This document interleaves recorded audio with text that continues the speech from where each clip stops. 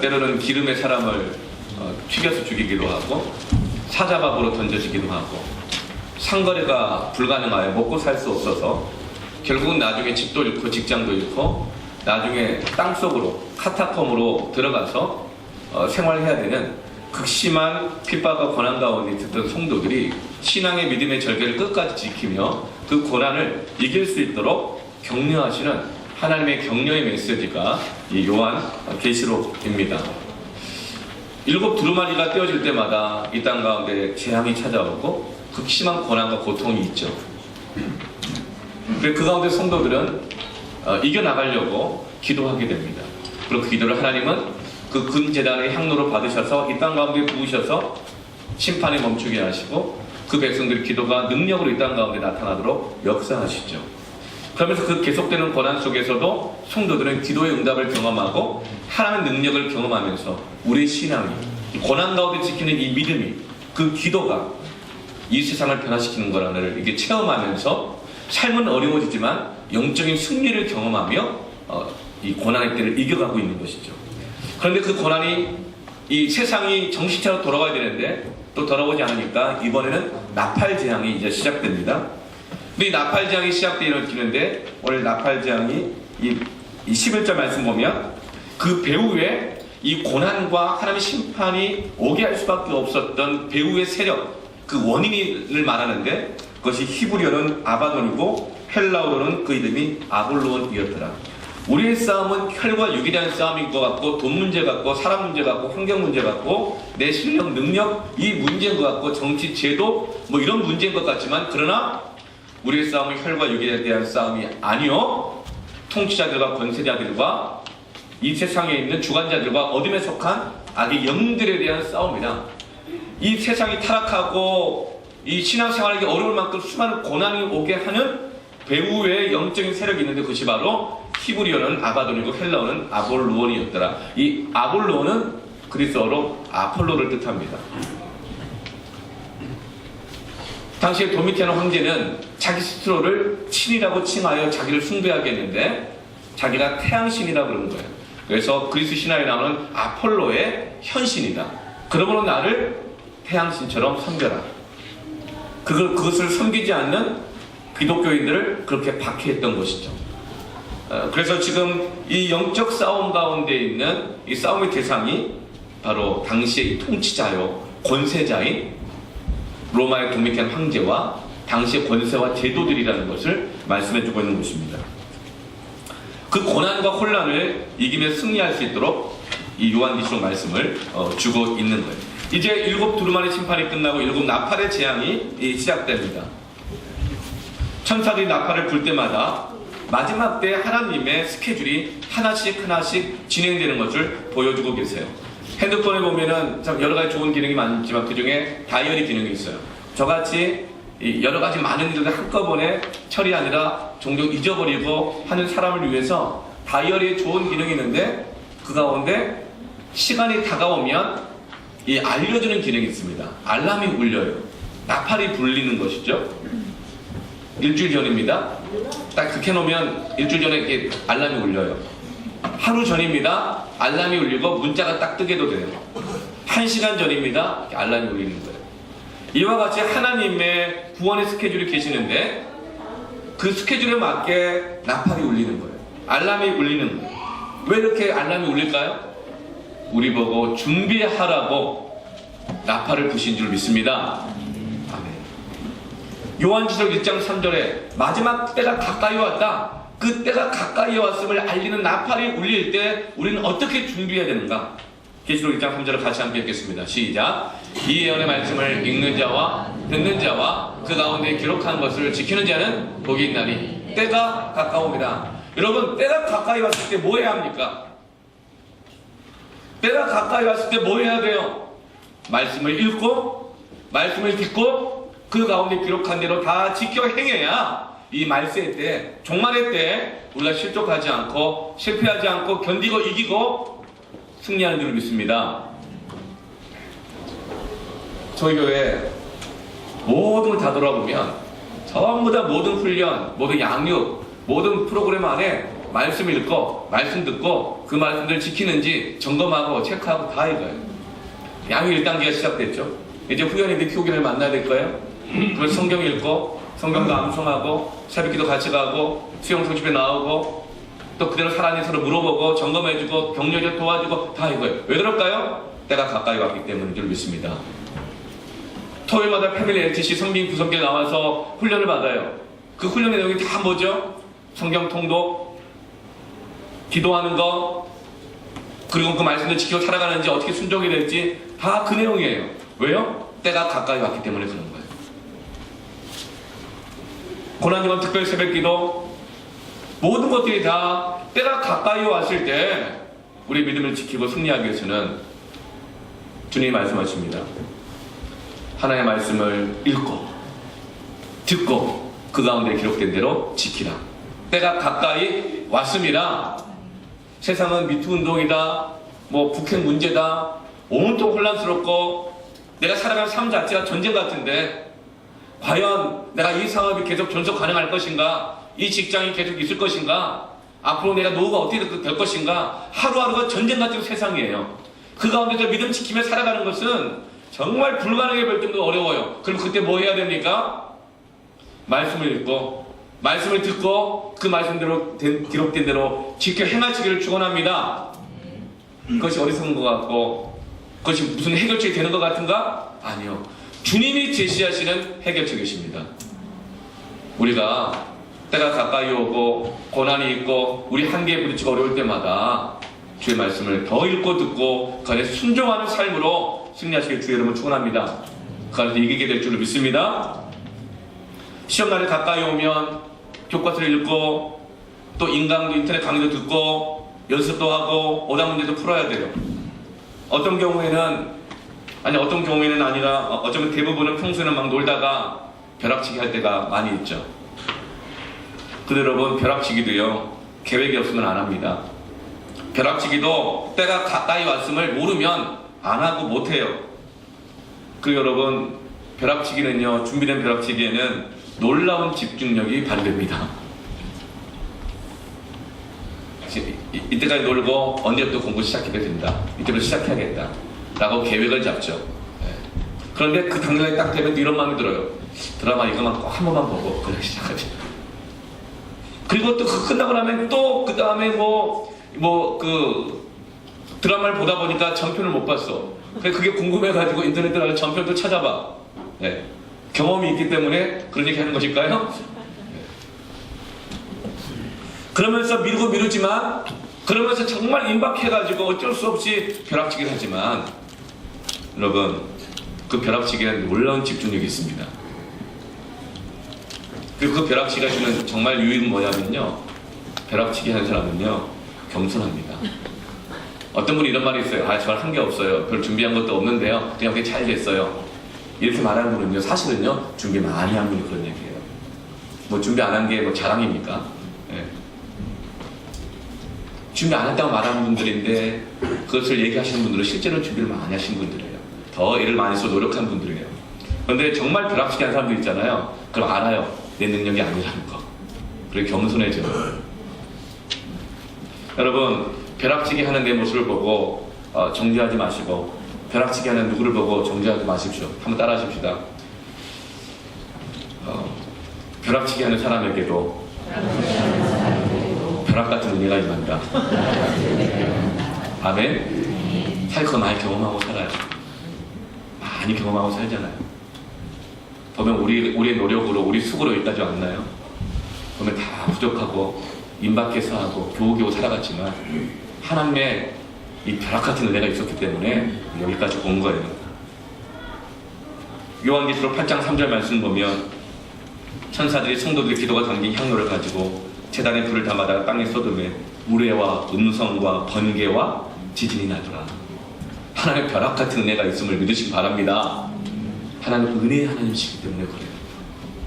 이런 일은 너무나도 많이 있는데 그러면 제가 너무 준비 안 하는 사람들 보일까봐 한 가지만 간증을 나누려고요. 한 20년 전인 것 같아요. 네. 그때 11개 대학에 복음을 같이 전하고 제자훈련하고 공동체 세워가던 그런 때였어요.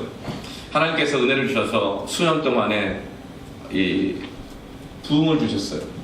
그 부흥을 주시면서 하나님이 이렇게 11개 대학에 수백 명의 학생들이 모이도록 하게 하신 부흥을 주신 이유가 뭘까? 사람들이 기도하는 가운데 그것은 숫자 자랑하라고 주신 것이 아니라 너희 능력 자랑하라고 확인받으라고 주신 것이 아니라 이들을 통해서 복음을 전하라고 부흥을 주신 것이라는 깨달음을 주셨습니다. 그래서 같이 함께 기도한 하나님 보여주셨던 곳이 있어요. 그렇다면 이 나라 가운데 가장 복음하기를 떨어진 곳이 어딜까? 보니까 서부 경남 진주 산자락 지역에 있는 곳이었어요. 복음의 3%밖에 안 돼요. 이슬람보다 더 심한 곳이에요. 거기는 우상과 특히 유교주의가 꽉 찬 곳이에요. 마을마다 교회는 없어도 사당이 다 들어가 있어요. 거기서 제사를 드려요. 심지어 그곳에 교회가 없는 마을이 150개가 넘는다는 소식을 들은 거예요. 그럼 하나님 우리에게 이 부흥을 주신 것은 이곳 가운데 복음을 전하러 주신 것이 아니겠는가? 같이 기도하면서 결정을 했어요. 그래서 그의 여름 수련회를 가게 되어졌는데 여름 수련회 이후에 바로 이어서 일주일 동안 일주일 여름 수련을 하고 또 주일날 교회 갔다 와서 또 다시 월요일날 출발해서 일주일간 그 서북 경남 쪽으로 복음을 전하러 갔죠. 그렇게 우리 함께 기도하고 결정했어요. 그런데 서북 경남 쪽 가려면 적어도 한 10군데 정도 가야 되는데 그러면 한 100여 명 정도는 100명 이상은 있어야 되지 않겠는가? 그런데 모이기는 수백 명이 모이지만 한번 수련회 하면 보통 많이 가야 한 120명, 130명 이렇게 가거든요. 그럼 그 중에서 연이어서 일주일을 더 100명 이상이 가는 것이 가능할까? 그런 고민이 됐어요. 그러나 중요한 것은 사람은 은혜 받으면 다 하는 줄로 믿습니다. 그 기대감이 있는 거. 그래, 수련회 다음이니까 수련회 때 은혜 많이 받으면 이제 반드시 헌신자가 나올 거야. 그런 기대감을 가지고 이제 수련 5박 6일 수련을 시작했어요. 그래서 당시에 설교하신 목사님이 설교가 너무 재미가 없는 거예요. 뿐만 아니라 심판의 메시지를 너무 많이 전하시면서 무서워지는 거예요. 마음이 딱딱하게 굳는 거예요. 하루가 지났어요. 이틀이 지났어요. 3일째가 되는데 더 심해지는 거예요. 그래서 마음이 열리기는커녕 마음이 더 굳어지고 수련회 자체를 왜 한다 모르겠다 이렇게 말하는 이렇게 학생들이 멤버들이 막 생기고 고민에 빠진 거예요. 이렇게 해서 다음 주에 이 전도여행 갈 수 있겠나? 너무 마음이 낙심이 됐는데 이제 3일밖에 안 남았잖아요. 수련회 남은 3일. 네. 목, 금, 토 남았잖아요. 그래서 사역자를 다 불러 모았어요. 하나님 기뻐하시는 금식은 흉악한 결박을 끊는다 그랬으니 하나님께 우리에게 은혜를 달라고 우리 같이 금식하며 기도하자. 앞으로 내가 대표니까 오늘 수요일 저녁부터 시작해서 목요일, 금요일, 토요일까지 완전 다 금식할 거야. 네, 금식할 거니까 사역자 너희들도 알아서 해. 이렇게 얘기할 때는 무슨 뜻인지 다 알죠. 그래서 사역자들이 다 금식하며 기도하기로 결정했어요. 그래서 프로그램 진행되는 그 시간 외에는 전부 다 기도실 들어가서 다 부르짖고 금식하고 기도하라고. 그리고 목요일 아침에 리더 모임을 할 때 다 불러먹고 얘기를 했어요. 사역자들이 종일금식 다 하기로 했다. 그래서 너희들은 아침과 저녁을 금식하자. 그 점심은 먹어라. 그러면서 이제 아침과 저녁에 식사 시간에 리더들이 사역자에 다 모여가지고 금식하며 기도했어요. 저녁에도 기도했어요. 놀랍게도 하나님 얼마나 며칠 안 남겨놓고 벼락치기로 기도하기로 했는데 금식하기로 했는데 벼락같이 응답을 하시면서 놀라운 역사 일어났어요. 목요일 저녁 말씀이 재밌는 거예요. 그 딱딱하고 유머감각 없는 목사님의 입에서 유머가 나오기 시작하는 거예요. 할렐루야. 여러분 엄청난 기적입니다. 예. 여러분 기도하세요. 그럼 설교가 짧아질 수도 있고 늘어날 수도 있고 은혜가 더 넘칠지도 믿습니다. 그러면서 이 학생들의 마음이 막 열려지기 시작하는 거예요. 막 아멘하고 하하하 웃다가 울다가 은혜를 받는 거예요. 그러면 놀라운 일이 일어났습니다. 그때 120여 명이 수련을 갔는데 일주일 수련이 끝나고 다음 주에 바로 서부 경남까지 5박 6일까지 더 전도여행을 이거를 전도여행을 110몇 명이 110여 명이 함께 하기로 하는 놀라운 부흥의 역사가 일어났습니다. 여러분 벼락치기로 기도해도 하나님 벼락같이 응답하십니다. 상황이 어렵고 힘들 때 하나님이 나팔을 울려주시는 거예요. 기도할 때라고. 그렇게 해서 110여 명이 이제 전도여행을 가기로 했어요. 월요일날 아침에 사당역에서 모이기로 했습니다. 버스 2대를 대절하고 봉고차 대절하고 선발대 미리 가 있고. 근데 가는데 문제는 사람은 110명이 오기로 했는데 돈이 없는 거예요. 학생들이 무슨 돈이 있어요. 그때 그 20년 전에 수련회비 한 7만 원이었던 것 같은데 그 다음에 전도회 갈 때도 10만 원씩 전도회 회비를 내서 같이 가야 되는데 모여있는 돈은 100만 원도 안 되고 전도회에 필요한 재정은 700만 원 정도가 필요했어요. 사람은 있는데 돈이 없는 거예요. 알고 보니 청년들이 왜 그렇게 전도여행을 안 가려고 했나 마음이 닫혀있었나 했더니 돈이 없고 또 수련회 끝난 다음에 자기 나름대로 다 스케줄이 있었던 거예요. 여행도 가고 어디도 가고 뭣도 하고 뭣도 해야 되고.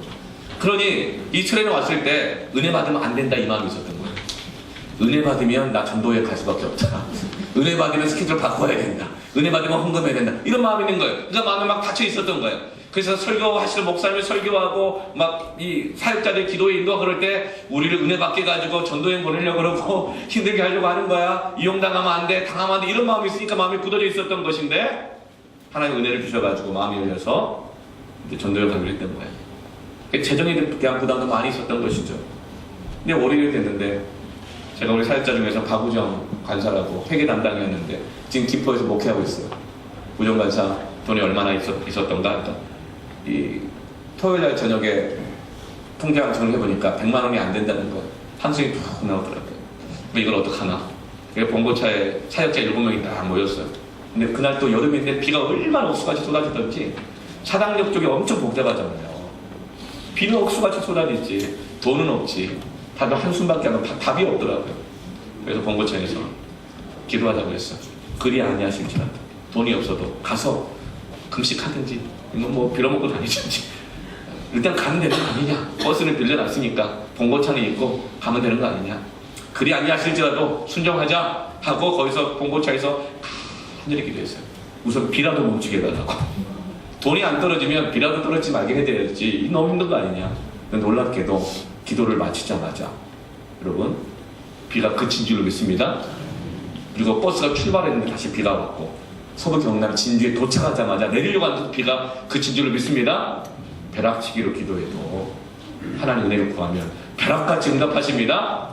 그렇게 비가 막 쏟아지는데 축 처진 마음으로 그렇게 통성 기도했어요. 그리고 나서 출발하기 전에 이제 1시간 남았는데 우정간사 사당 옆에 그 산업은행 가서 통장 정리 좀 하고 와.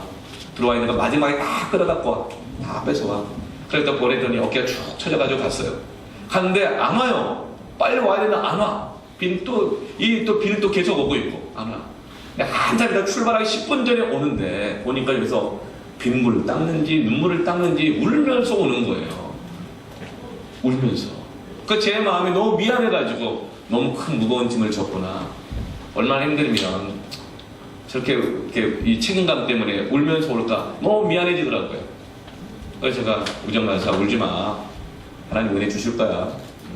바울은 39대 40대 하나 감한 배를 3번이나 맞고 깊은 가운데 수위도 있었고 굶었고 병들었고 수많은 고난이 있었지만 하나님 복음 전하게 하시고 은혜 주셨잖아. 감당하지 뭐. 그렇게 했더니 하나님 그것 때문에 우는 게 아니고요. 그러고 뭐 이러는 거예요. 음모가 들어갔더니 주머니가 많이 달린 옷을 입고 갔는데 거기에 10,000원짜리 신권 지폐가 꽉꽉꽉 차여있는 거예요. 그게 뭐냐 그랬더니 통장 정리하려고 통장 들이밀었더니 하늘에서 돈벼락이 내렸대요. 따다다다다다 따다다다다. 그 아침에 여러분 1,000만 원이 넘게 하나님께 부어주신 줄 믿습니다. 그 금식하며 며칠 안 남았다고 벼락치기를 하고 작정하며 금식하며 기도하기 시작했을 때 그 기도 가운데 수많은 사람들이 그 마음 가운데 하나님께서 역사하여 주셔서 사랑하는 성도 여러분 벼락치기 일하라 할지라도 하나님 은혜를 의지하며 나아가면 하나님 벼락 같은 은혜를 주실 줄로 믿습니다.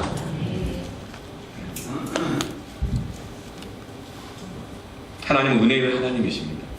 포도원의 품꾼 비유를 보면 포도원 주인이 포도를 수확하기 위해서 이른 새벽에 일꾼을 구하러 나갑니다. 열매를 딸 때는 시간을 놓치면 안 되기 때문에 새벽부터 일합니다. 이른 새벽 일꾼을 구하러 나가서 1차로 일꾼을 구해서 포도원에 보냈어요. 포도를 따라고. 그런데 사람이 부족한 거예요. 찾다 보니 사람이 없었는데 오전 9시가 됐는데 시장에서 사람들이 놀고 있었다고 기록되어 있어요. 사람들이 놀고 있어요. 그 놀고 있는 사람 중에서 이 일꾼을 구해서 포도를 따라 또 보냈어요.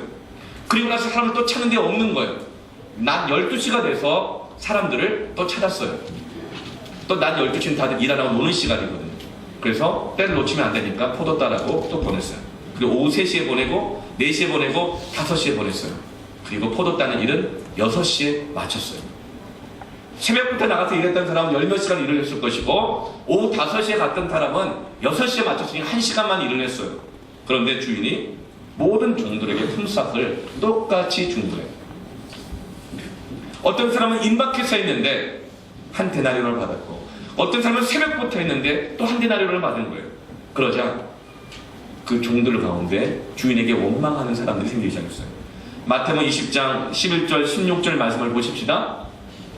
받은 후 집 주인을 원망하여 이르되 나중 온 이 사람들은 1시간만 일하였거늘 저희를 종일 수고와 더위를 견딘 우리와 같게 하였나이다. 왜 똑같이 주냐고. 난 새벽부터 했고 종일을 쓰고 있고 더위를 물었었고 했는데 왜 나하고 똑같이 주냐고. 그러자 주인이 그 중에 한 사람에게 대답하여 가로되 친구여 내가 너에게 잘못한 것이 없노라. 이 말은 뭐야? 지금 이 종들이 주인에게 당신이 지금 잘못하고 있다고 지금 하고 있는 거예요. 잘못했다고. 그러나 주인은 말합니다. 내가 너에게 잘못한 것이 없다. 왜냐하면 네가 나와 한 데나리온의 약속을 하지 아니하였느냐. 난 너의 약속을 지켰다. 이 종들이 왜 불평합니까? 약속을 안 지켰기 때문에 불평한 것이 아니라 다른 사람과 비교하면서 주인과의 약속을 판단하고 있는 것이죠. 우리는요 평등에 대한 강렬한 정의로운 욕구들이 있어요. 이 시대 양성평등, 성적인 평등, 차별에 대한 것들, 그리고 지금 미투운동도 다 그런 문제 아니겠어요? 평등하지 않은 것을 견디지 못하는 마음들이 있어요. 그래서 우리는 그렇게 말해요. 왜 똑같이 안 해주냐고. 평등하게 해야 된다고. 그런데 또 평등하게 하는 또 어떤 마음이 있어요? 왜 똑같이 해주냐고. 왜 똑같이 나를 대하냐고. 그 사람과 나를 왜 똑같이 대하느냐고. 왜 저 사람과 이 사람을 똑같이 대하느냐고. 차등을 둬야 되는 거예요. 우리는 평등을 구하지만 또 평등한 것을 견디지 못하는 마음들이 또 있는 것이죠. 주님은 말씀하는 거예요. 비교하지 말라는 거예요. 이 부르심은 너와 나의 부르심이다. 네가 나를 잘못됐다라고 판단하는 이유는 너의 부르심이 아니라 나와의 관계가 아니라 다른 사람과 비교하여 판단하고 있기 때문이다. 그러므로 14절에 너의 것이나 가지고 가라. 나중은 이 사람에게 너와 같이 주는 것이 나의 뜻이니라. 벼락같이 벼락치기를 해도 그 사람을 사랑하시고 주시고자 하신 것을 주시는 것은 하나님의 권한입니다. 하나님이 나에게 은혜를 안 주시면 몰라도, 하나님이 나와 함께하지 않지만 몰라도, 그러므로 내가 선함으로 네가 나를 악하게 보느냐. 이와 같이 나중된 자로서 먼저 되고 먼저 된 자로서 나중 되리라. 사랑하는 성도 여러분, 벼락치기 하는 나 자신을 정죄하지 마십시다. 벼락치기 하는 어떤 사람을 정죄하지 마십시다.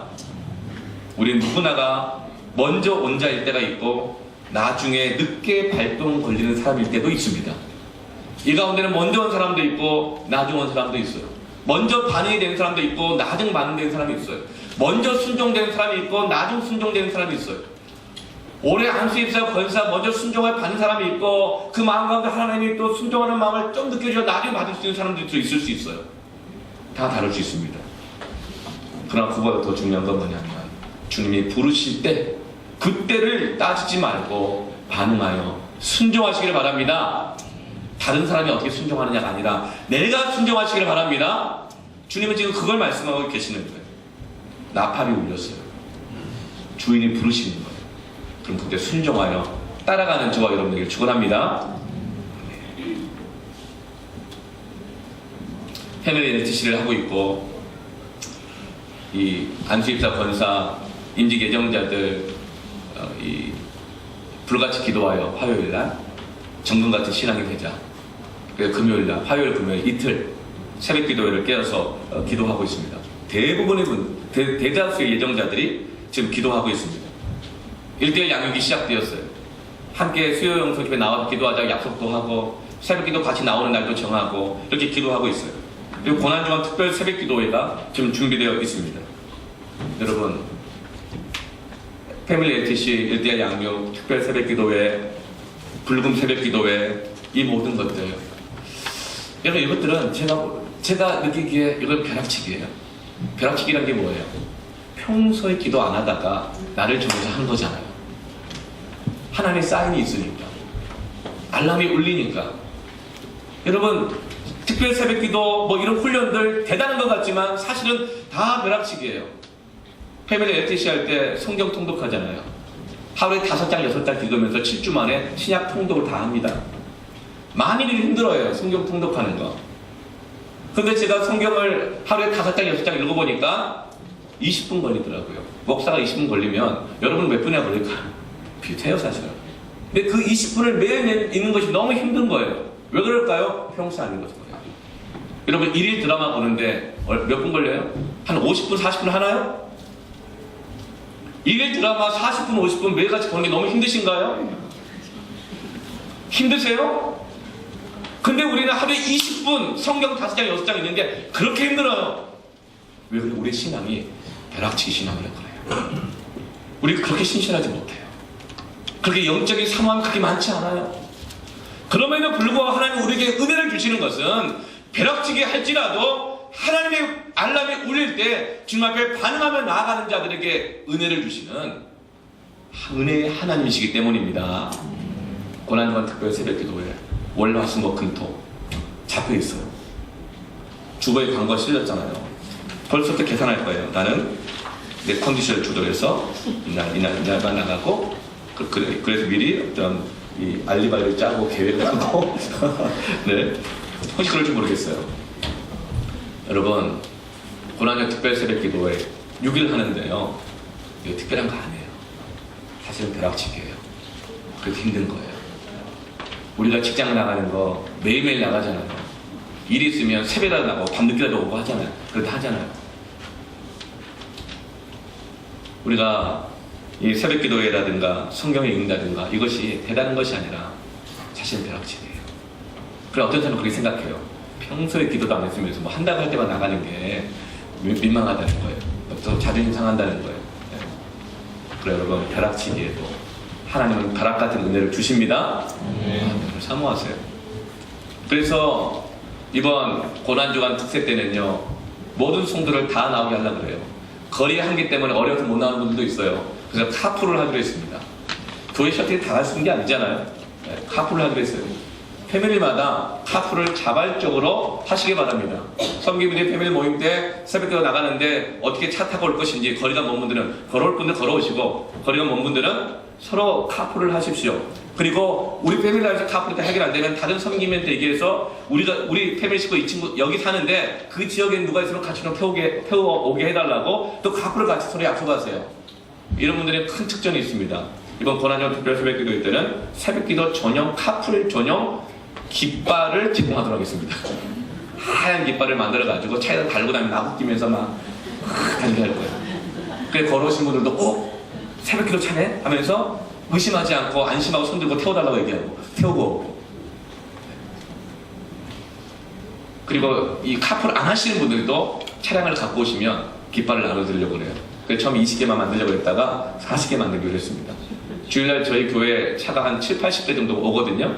근데 새벽에 한 40대 정도면 충분히 카풀해서 다 올 수 있을 거라고 이 생각이 들어요. 여러분, 그러나 이것도 벼락치기 기도예요. 어렵고 힘들 수 있어요. 그러나 나팔이 울렸을 때, 긴급한 상황이 올 때, 상황 어렵고 힘들어질 때 벼락치기라도 기도하십시다. 벼락 같은 은혜로 하나님이 역사하여 주실 것입니다. 이제 첫째 나팔이 울렸어요. 8장 7절 보면 천사가 나팔을 보니 땅의 3분의 1이 불타버리고 수목과 푸른 풀과 숲이 밀림이 다 타버리는 거예요. 땅의 환경 재앙이 일어났습니다. 두 번째 나팔이 불려지자 8절과 9절 보면 이번에는 바다의 3분의 1이 피가 되고 생명의 3분의 1이 죽고 배의 3분의 1이 파괴돼요. 바다의 환경이 파괴되는 재앙이 임합니다. 셋째 나팔을 불자 10절에 강의 3분의 1과 샘의 3분의 1이 오염되어 그 물을 마신 많은 사람들이 죽게 되어집니다. 강물과 물의 근원이 되는 샘이 다 이 오염돼서 파괴되고 만 것이죠. 네 번째 나팔이 붑니다. 그래서 12절에 보면 해와 달과 별 3분의 1이 어두워집니다. 여러분, 해와 달, 별 3분의 1이 어두워진 이유가 뭘까요? 공기가 오염되는 거예요. 제가 10대 때만 해도 하늘을 보면 별이 쏟아질 것처럼 임했어요. 어디서든지. 그런데 지금은 어때? 하늘을 보세요. 3분의 1의 별이 안 보여요. 공기가 오염됐기 때문에. 첫째 나팔부터 넷째 나팔까지는 전부 다가 환경 파괴, 환경의 재앙이 임한 것입니다. 그래서 사람들이 먹고 살기가 힘들고 환경이 어려워진 거예요. 하나님께서는 자연의 파괴를 통해서 세상을 심판하고 있다는 나팔을 불고 계시는 거예요. 때가 가까이에 왔다는 것을 보여주고 계시는 것입니다. 여기서 말씀하신 하나님의 심판은 내버려 둠이에요. 하나님이 자연 환경을 파괴하신 것이 아니에요. 인간이 자신의 교만과 탐욕으로 인한 파괴와 재난이 일어난 거예요. 그럼에도 불구하고 하나님은 환경이 자꾸만 망가지고 살아가기가 자꾸만 힘들어지는 환경이 점점 더 환경이 깊어지고 확장되고 있는데 하나님은 그걸 막아주지 않으세요. 그냥 내버려 두세요. 인간이 계속적으로 자연을 파괴시키고 파괴된 자연 속에서 살아가기 힘든 그 상황 속에 그냥 내버려 두고 계십니다. 그것이 하나님의 심판이에요. 그런데 왜 우리가 살아가는 이 환경이 왜 파괴되었을까요? 어떤 사람이 이렇게 말해요. 하나님이 아무리 내가 기도해도 응답 안 해주신다는 거예요. 상황이 안 바뀐다는 거예요. 환경이 안 좋아진다는 거예요. 그럼 하나님 나한테 어떻게 이럴 수가 있냐는 것이죠. 그런데 여러분, 내버려둔 가운데는요, 그 환경을 하나님이 아니라 자기 자신이 환경을 파괴했을 때 하나님은 내버려두며 심판을 하십니다. 환경이 왜 바뀌는가? 파괴되는가? 로마서 1장 22절부터 24절까지 한번 말씀 함께 보도록 하겠습니다. 함께 했습니다. 시작. 스스로 지혜 있다 하나 썩어지지 아니하는 하나님의 영광을 썩어질 사람과 새와 짐승과 기어다니는 동물 모양의 우상을 어떻게 했다? 내가 바꿀 때 환경이 바뀌어요. 내가 바꿀 때 환경이 파괴돼요. 24절 말씀에 그러므로 하나님께서 그들을 마음의 정욕대로 더러움에 내버려 두셨다. 마음의 정욕대로 할 때 환경이 파괴돼요. 삶이 파괴돼요. 더러워져요. 근데 그 안에 그대로 그냥 내버려 두셨다는 거예요. 그리고 그들의 몸을 서로 욕되게 하게 하셨으니. 하나님이 우리의 환경을 파괴하신 것이 아니라 내가 우상을 섬기고 하나님 주신 목적을 내 목적으로 바꿔버렸을 때, 내 마음이 변질됐을 때 환경이 파괴가 된다는 것이죠. 심지어는 성전을 기도하는 집이라고 하나님 일컬음을 받도록 지으셨는데 그 성전 안에 많은 것들이 바뀌어버렸어요. 기도의 시간이, 기도의 자리가, 말씀의 자리가, 순종의 자리가 다른 것으로 다 바뀌어 있는 거예요. 그때 하나님은 내버려주세요. 결국 그 예루살렘 성전은 돌 하나 남지 않고 다 파괴되고 무너지고 말았습니다. 이것이 바로 나팔 재앙이에요. 그런데 여러분, 하나님께서 이렇게 내버려 주는 것 같은데 왜 나팔을 불게 하실까요? 왜 그럴까요? 하나님이 내버려 두시지만 그 가운데서 돌아오라고, 그 마음을 다시금 바꾸라고 그 백성들을 부르시고 계시는 것입니다. 양과 돼지의 차이점 잘 아시죠? 돼지는 머리가 아주 좋아요. 돼지가 IQ가 굉장히 좋은 동물입니다. 그 돼지는 어디 하나 버릴 데가 없어요. 다 먹을 수 있어요. 영양가도 아주 좋아요. 그리고 돼지의 장점은 환경 적응력이 아주 좋습니다. 원래 돼지도 깨끗한 곳에 사는 거 좋아하지만 시궁창같이 더러운 곳에 갖다 놓아도 금방 적응하고 잘 살아가요. 그런데 양의 특징은 머리가 나빠요. 시력도 약해서 한치 앞을 잘 못 봐요. 그런데 양은 귀 하나는 발달되어 있어요. 귀가 얇아요. 그 양은 뭘 듣느냐가 중요한 거예요. 내가 가까이 올수록 말씀을 읽고 듣고 그 안에 기록된 대로 지키시길 바랍니다. 양은 귀가 얇은 게 장점이면서도 단점이에요. 그리고 양은 다리 힘이 약해요. 실족해서 넘어지면 자기가 먹은 음식이 가스가 돼서 차 올라올 때 일어나지 못하면 가스 중독으로 죽고 말아요. 자기가 먹은 것 때문에 소화가 안 돼서. 그런데 양의 또 하나의 가장 중요한 특징 중 하나는 양은 결코 더러운 곳에서는 못 산다는 특징이 있어요. 더러운 곳에 집어넣으면 그 약한 다리도, 그 다리가 얼마나 짧아요. 그 약한 다리도 그냥 이 더러운 곳에서 빠져나오려고 죽을 때까지 발버둥을 쳐요. 마지막 힘을 다 잃으면 자빠져서 뭐해요? 울어요. 목자를 부르는 거예요. 목자를 부르는 거예요. 나 좀 건져달라고. 그럼 그때 목자가 와서 그 양을 건져주는 거죠. 호세아 6장 1절 말씀에 오라 우리가 여호와께로 돌아가자. 여호와께서 우리를 찢으셨으나 더러 낫게 하실 것이요 우리를 치셨으나 싸매어 주실 것입니다. 여러분, 하나님 나팔을 부실 때 우리 이름을 부르십니다. 양이 넘어져 있을 때, 욕심 채우느라 가스 중독되고 있을 때, 양이 울고 있을 때 목자는 그 양의 이름을 부르면서 찾아다니시는 거예요. 나팔을 부실 때 우리 이름을 부르고 있는 거예요. 재앙이 찾아오고 환경이 안 바뀌고 하나님 내버려 두신 것 같을 때는 바로 그것이 바로 나팔에 물리는 것을 믿으시기 바랍니다. 찬송가 180장처럼 나팔 불 때 나의 이름, 나팔 불 때 나의 이름 부를 때 그 잔치에 참여하겠네. 환경이 갈수록 어려워지고 되는 일이 없고 절망스럽고 한계에 부딪힐 때는 바로 하나님이 지금 나를 부르시고 있는 때인 것을 믿으시기 바랍니다. 9장 1절 말씀을 보면 이제 5번째 나팔이 불려졌죠. 이 5번째 나팔은 자연에 대한 재앙이 아니고 사람을 다루고 있습니다. 4절 말씀에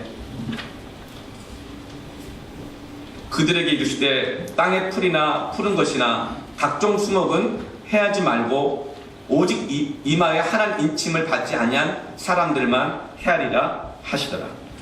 이제 5번째 나팔이 불면 이 사람들에게 재앙이 임하기 시작해요. 자연 환경이니까 직접 재앙이 임하는 거예요. 환경을 아무리 그렇게 어렵게 하고 안 바뀌어도 정신 차리고 안 돌아오니까 이제 직접 그 사람에게 재앙이 임하게 합니다. 여러분, 4번째 나팔까지는요 환경 재앙이에요. 그러나 그것을 통해서도 돌이키지 않으면 그 다음에 자기 직접 옵니다. 그런데 하나님의 인침을 받은 사람들에게는 그 재앙이 임하지 않게 하신다는 거예요. 5째 나팔을 불면 9장 1절 말씀에 내가 보니 하늘에서 땅에 떨어진 별 하나가 있는데, 하늘에서 떨어진 별이 있어요. 이 별은 천사를 상징합니다. 그래서 타락한 천사, 즉 마귀가 하늘로부터 범죄하고 쫓김을 받았다는 것이죠. 그런데 땅에 떨어졌는데 무적행의 열쇠를 받아서 무적행을 열었대요. 이 무적행은 바로 지옥의 문입니다. 지옥을 열었다는 것이죠. 그러자 2절에 무적행에서 지옥에 연기가 올라왔어요. 연기가 올라오게 되면 어떻게 돼요? 영적인 혼탁함을 뜻하는 것입니다. 마귀가 우리로 하여금 연기를 피워서 영적인 혼탁함을 우리에게 준다는 거예요. 판단력, 양심, 이 모든 것들이 혼탁해져요. 3절에 이제 황충이 나오는데 전갈 같은 권세를 가지고 있대요. 갑자기 팍 쏴서 그 사람을 마비시키고 해독제를 주지 않으면 죽음에 이르게 하는 그런 전갈과 같은 권세를 가지고 있어요. 4절부터 6절을 보면 황충의 생존 기간은, 이 활동 기간은 15달입니다. 하나님이 제한해 놓으셨어요. 그리고 그 가운데서도 하나님의 인침을 받은 14만 4천 명을 손대지 못하도록 하나님이 보호하고 계시는 거예요. 7절부터 10절 말씀 보면 황충의 이 모양을 보는데 금관 모양의 관을 쓰고 있어요. 이것은 권세를 상징하는 것이고, 그의 머리털은 여자의 머리털 같다. 여자의 머리털이라고 하는 것은 간교함을 뜻합니다. 남자의 머리털은 무식함을 뜻하고요. 네, 힘만 의지하고 막 착취하고 우격다짐으로 하는 그걸 상징하고요. 그리고 여자의 머리털은 간교함을 상징해요. 제가 보니까 세월이 가고 나이가 들수록 남자보다 여자들이 머리가 더 좋은 걸 알게 돼요. 일단 기억력도 좋아요. 예. 그래서 이 여자의 머리털은 간교함을 뜻해요. 호심경은 철저한 방어수단을 말하고요. 지금 사탄을 묘사하고 있죠. 근데 중요한 것은 그 황충의 이름이 무엇이다? 11절 말씀 보니 히브리어는 아바돈이고 헬라어로는 아볼론이라는 거예요. 우리 싸움이 혈과 육에 대한 싸움이 아니라 통치자들, 주관자들, 이 어둠에 속한 악의 영들인데 그 배후 역사하는 힘이 있는데 지금 아굴로는 당시에 로마 도미티안 황제인데 그 도미티안 황제의 권세를 통하여 믿는 자들을 핍박하게 하고 죽이려고 하고 실족하고 믿음을 버리게 만들려고 하는 이 어둠의 세력들이 역사하고 있다는 것이죠. 그러나 그때도 하나님께서는 믿는 자들을 보호하신 줄로 믿습니다. 도미티안 박해의 이 특징은 환경만 힘들어지는 것이 아니고 몸만 힘든 것이 아니라 영이 힘들어집니다. 신앙생활하기가 힘들어집니다. 혼란스러워집니다. 그래서 성도들이 이제는 더 이상 못 견디고 지하 카타콤으로 들어가 버리는 거예요. 환경이 힘든 건 살겠는데 영적으로 혼란스러워지면 도무지 못 살겠는 거예요. 그래서 반지하로 들어간다 하더라도 카타콤에서 신앙생활하겠다. 영적인 자유와 영적인 기쁨을 누리는 것이 더 좋다. 그래서 카타콤으로 들어가 버리는 것이죠. 바로 이때 하나님이 이 나팔장의 말씀을 통하여 성도들에게 위로의 메시지를 주고 계시는 거예요.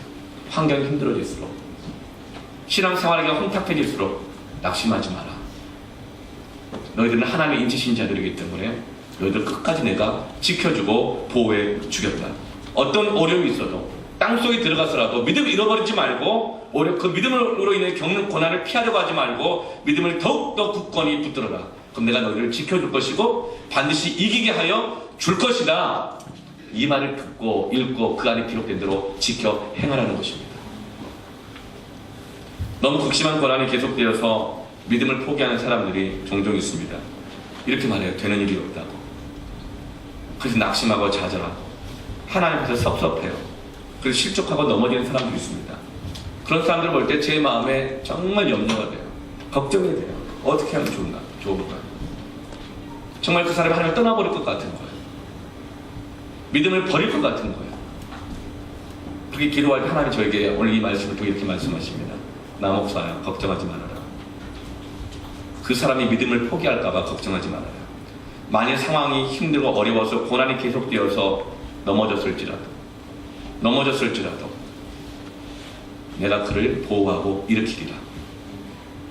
그 사람이 10년 넘어져 있다가 10년 하루 만에 벼락치가 일어났다 하더라도 나는 그에게 약속된 것을 줄 것이고 그를 일으킬 것이다. 그러나 만약에 환경이 나빠졌다고 해서 기도 응답이 안 됐다고 해서 고난이 계속됐다고 해서 실제로 믿음을 포기했다면 그 사람은 사실은 믿는 것이 아니었다.